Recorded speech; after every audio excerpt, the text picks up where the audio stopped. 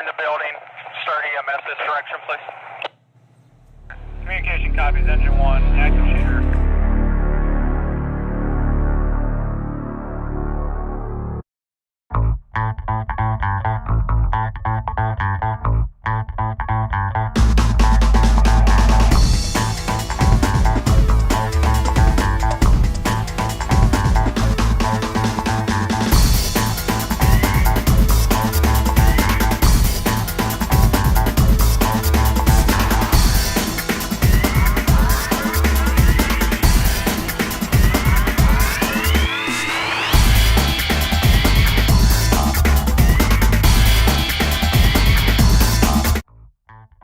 Here you'll see the grab harness carrier open, but the harness is totally packed ready to deploy.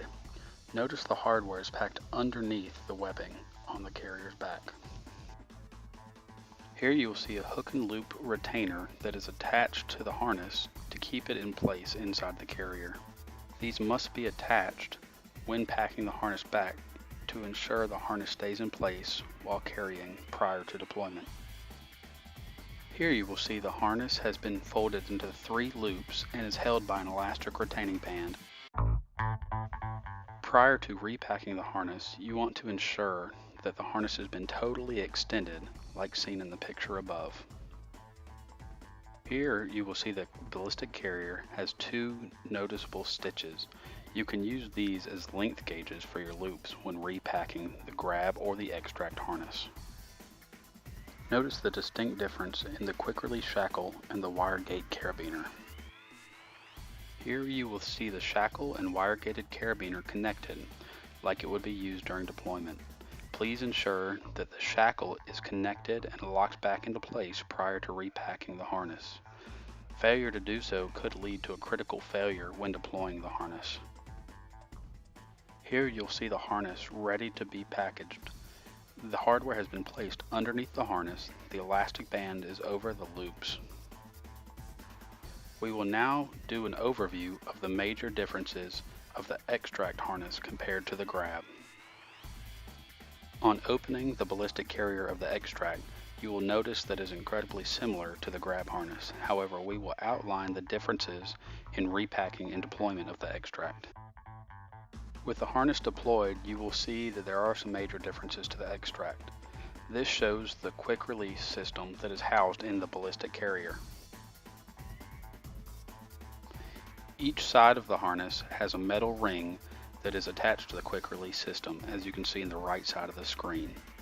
There is then a pin release mechanism that can be pulled by the metal ring you see on the left. When the ring is pulled, the pin is removed, then allowing the retention system to break the harness free. This will then fall away from the carrier. To repack the extract, take the left ring, place it over the loop, followed by the right. Take the nylon loop and place it through the smallest ring. Pull it so that the pin can slide through it back into its retaining slot.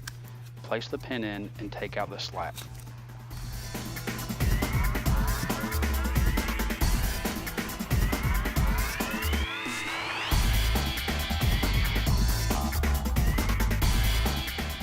When preparing to extract a casualty, set yourself up for success by placing the casualty in a seated position.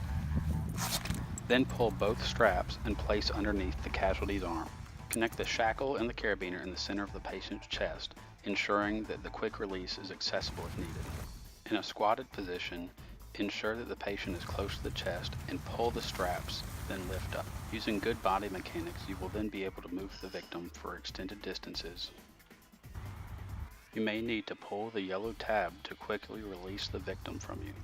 Pull away and the harness will release itself.